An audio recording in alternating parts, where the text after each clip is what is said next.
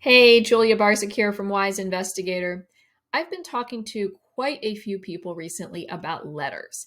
And by letters, I mean the documents that you may be required to include in a proposal package or that you may choose to include if it's allowed and it could work to your advantage.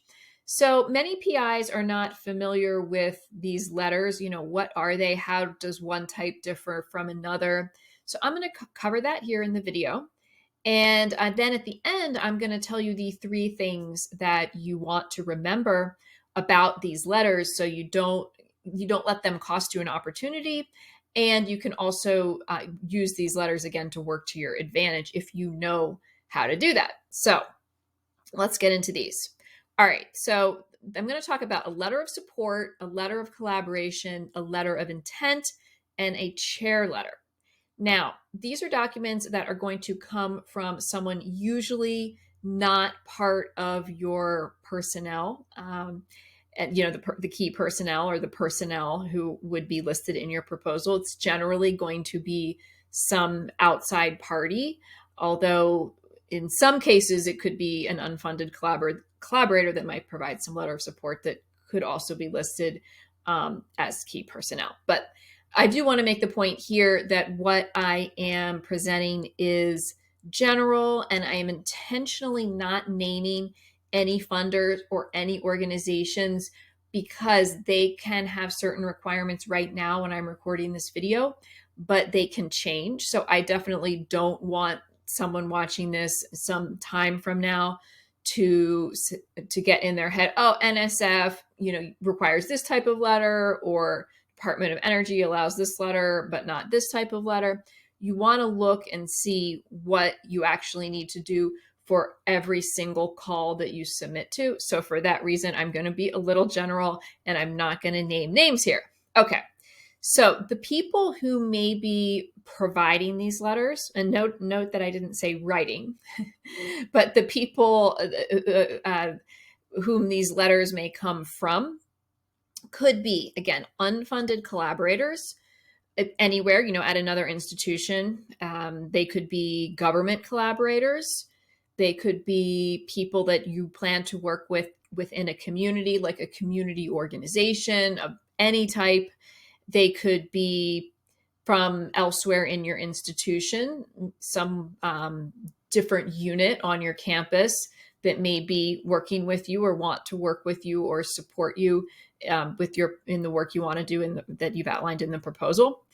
They can also come from any kind of shared user facilities where someone is indicating that they understand that you want to use their facility and they would support you or collaborate with you in that. And there's many other parties that these letters could come from, but those are some very, very common ones. Okay, so with the letter of support, this one is perhaps the most common out of letter of support, letter of collaboration, or letter of intent. Most often, I think you hear about people wanting a letter of support. And a letter of support is a little bit broader than letter of collaboration. So you could think of some letters of collaboration, falling under the category of being a letter of support, but not necessarily every letter of support is also a letter of collaboration. So in a letter of support, as it sounds like, this is some other party saying that they are in favor and they are vouching for providing some kind of putting their name on the line a little bit to say that they have some trust or reason to trust you in performance of the work that you want to do. So this is something that you definitely want to make sure is specific to the research that you want to do. So in this letter, there should be a mention of the name of the proposal, the title of the proposal that you're planning to submit. They should say something about what, a sentence about beyond the title, what is that research going to be about? And this is, so it indicates that they actually know what you want to do. They're not just doing you a favor by printing out a letter and plugging in the proposal title, right? They're indicating they actually know what the research is, like they've read the proposal. If they haven't read it all very, very thoroughly, they've looked at it and they have had conversations with you, so they know what you want to do. And they should also state why they support it. So what do they think the benefit would be generally? And then it's good if they can go into a little more specifics about what exact program that they're involved in that your work supports, and if they can provide any information on why they have confidence that you would be a good performer for this work. Maybe they have a history of working with you, or there's something else that they can provide to indicate that they think that they have a high confidence that your work is going to be successful. Now, sometimes in a letter of support, they could also indicate that they're going to really work with you somehow. At the other end of the spectrum, they could not have any intention of working with you and not claim to, but to serve as sort of like a recommendation letter, again, that they're vouching for you in some way. So the letter of support can describe a situation anywhere along that spectrum for where they're vouching for you, but aren't going to work with you, kind of all the way moving into like a collaboration. Now, that takes us to the next type of letter, which would be a letter of collaboration. So this would be something that, again, the definition here would be a little more narrow than letter of support. It should have all of the same components that I just mentioned for letter of support, where they state the name of the proposal, something about it, what they want to do with you on the work. Something, they're probably not going to be collaborating with you on the entire proposal, although they may be. And if that's the case, then, again, maybe they should be a key personnel, or we're not going to get into the weeds here, but most likely it will be some aspect of the work that they will work with you on. So they should state what that is. So, we understand the proposed research is 3 years of work, and there's all these different tasks that are going to happen, but there's one part that we're going to work with them, with the PIs on, right? And then they may also be able to say, what the specific payoff is expected to be, and why that would benefit them, why they would be interested in it, how it would benefit society or some other party, but they're going to provide their unique insight, from their vantage point on what the benefit of your work would be. Now, a letter of intent is something that you may have heard as being required, often not required, but being requested as something that's part of the pre-proposal process. So like a letter of intent that you plan to submit a proposal. And that can help agencies or organizations with planning, because they can understand how many submissions they might get. That could help with budgeting. It could help with planning, evaluation, and things like that. So that's one type of letter of intent that's a little different than the other letters we're talking about here. But letter of intent can also be used as a sort of letter of support. And this would especially be the case when the other party that's providing this letter may also be requesting funds. So this is something that the definition of this, again, can vary, but a letter of intent is usually indicating that there is going to be a request for funds. So that's another type there. And again, that could be something that you submit to an organization, or it could be something that somebody writes as part of your proposal package, and that is submitted as, again, a part of a proposal package. So it can vary. Now, moving on to kind of a different type of letter here, but yet another type of letter that's very, very important is what we would call the chair letter. So the chairperson of your department, or the person who's in that type of role, would be the one who provides this letter. Now, there can be vastly different expectations and requirements as to what this should look like. So this could be everything from a boilerplate, very formal statement that's basically saying this person's employed here, they're on the tenure track, or they meet the eligibility criteria, or it could be a very detailed recommendation letter. Now, some organizations, I believe, because of issues of fairness, at least in part, have done away with these more detailed recommendation letters because it can vary greatly, the quality and the detail and the length of these letters that come in. I've looked at many of them over the years, in not for early career awards, including P-case, where letters are very important. And the letters that come in, again, they can vary greatly. So if someone is a strong candidate, but they don't for an award, or has a strong proposal as a PI, but they don't have strong letters, that can really affect them negatively. And in some cases, the letters are confidential, and in some cases they're not. So there's many different factors at play here. So some organizations have said, we don't want to deal with any potential unfairness. We would rather just look at the PI's work on its own, and have done away with these types of recommendation letters, but others have not.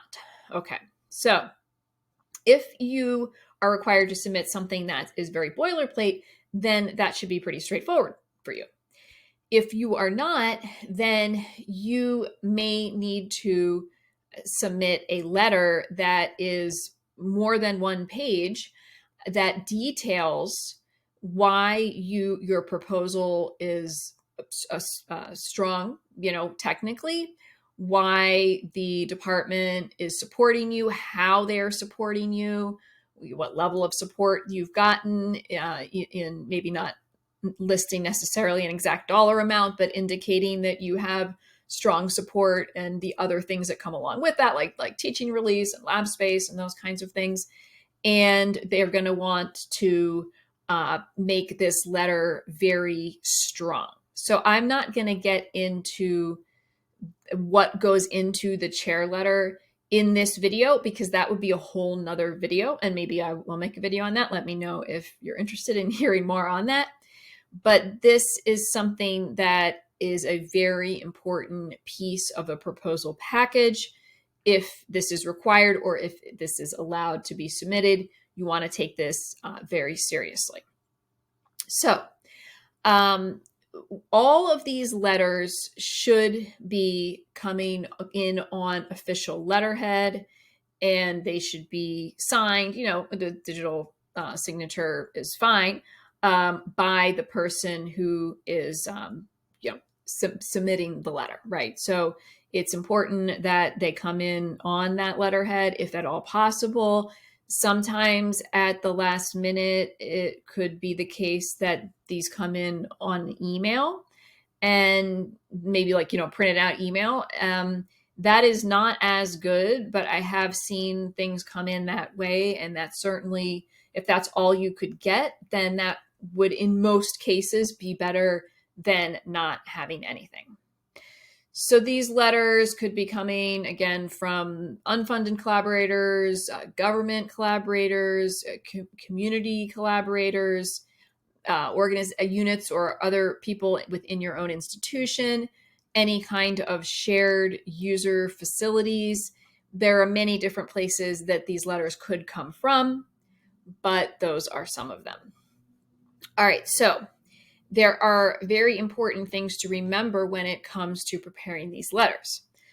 So the first one is, don't assume that you know what type of letter the funder's looking for, or what type of letter they prefer to receive, what information they want to have in there, unless you're looking at something that's very boilerplate, where they tell you that the letter should include this information and it should not include anything else. In that case, then I think that's pretty clear. But in any other circumstance, you do not want to make assumptions about what this letter is supposed to be. And there could be you could be submitting a chair letter and a letter of support, or a letter of collaboration, right? So there could be multiple letters in the package. So you want to ask. And the important thing that I want to communicate here, it is never a dumb question, or it's never going to make you look uninformed if you ask, what is this supposed to include?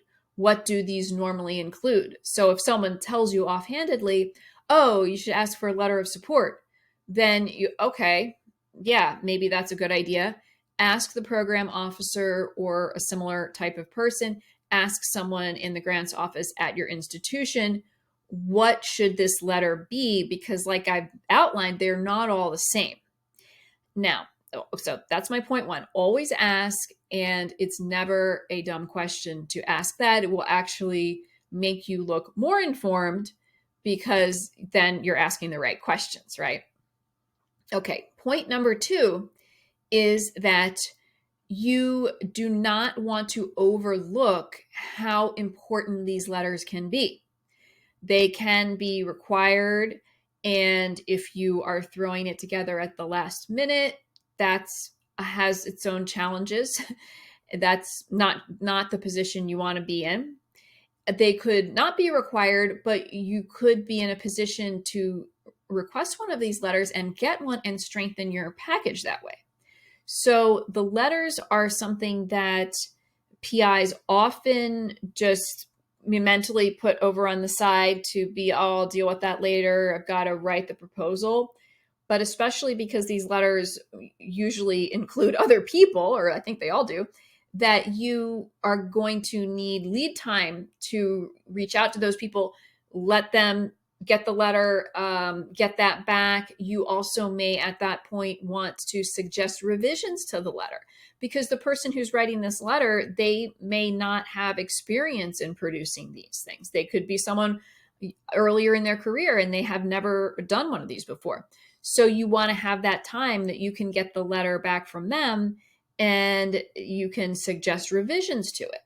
So in the case of the letter of collaboration or letter of support, most likely the people who are providing them are going to write that because they usually have some template that they can work from, although they may not. And then you may want to add something to it if they're open to accepting your revisions. Now, your revisions would usually not be generally changing anything that they wrote, but you may want to provide more detail because they may just want to do it quickly. They might not really know what to say. And they say, oh, we've looked at this proposal. We would like to work with this PI. We support this. And then you might say, oh, you know what? I actually would like to have a couple details in there about what aspect of the work we're going to do together, because that provides more information and it makes it seem more real. And it indicates that you've actually had discussions and have a plan. Maybe you're going to have a certain frequency of meeting or something like that. That might be appropriate to put in there. It might not. But again, it depends. So don't overlook how important this is. I was always very sad when I was a program manager and I would see packages come in and I would see something like a chair letter that was very weak. And the PI had clearly put a lot of work into a very strong proposal. But in some situations, the chair letter can even be a significant portion of weighted significantly in the evaluation criteria. So this is really not a good situation to be in, to have a very poor letter. And the poor letter, it's not that the author really ever says anything bad about the PI. So I don't mean that they've said anything negative at all. I mean that they just have something that's very short, very boilerplate, that's like, oh, yeah, this is a valued member of our faculty and they're submitting this proposal and, they've got a great startup package and that's that. And not going into the details that they need to about you and the work that you want to do. So now this leads into my third point here of the three things to remember. You will need to write the chair letter. So this is part of the hidden curriculum that nobody tells you. And so PIs often think, oh, my department chair will write a letter. Maybe they're going to use a save as, right, from some other letter for someone else. And then they're going to change it up with my information. And they'll do that part. You need to write the letter. So you will write the letter and then you will send it to this person as a draft, and you need to give them enough time to read it and think about any revisions they want to make. Oftentimes they may not want to make any revisions, especially if you've done a good job of writing it. And then you will get that signed by them, but you have really written the letter. So I am not going to get into chair letters in this video. Again, if you're interested in hearing about those, that's a whole nother video on its own. But there's a lot that goes into these letters, the chair letters especially. They're very important. Don't wait till the last minute on those, and take them very seriously. So I hope this overview clears up some of the confusion over what these letters are. Are there types of letters that I didn't talk about? Let me know. And good luck getting your letters. They can really help you.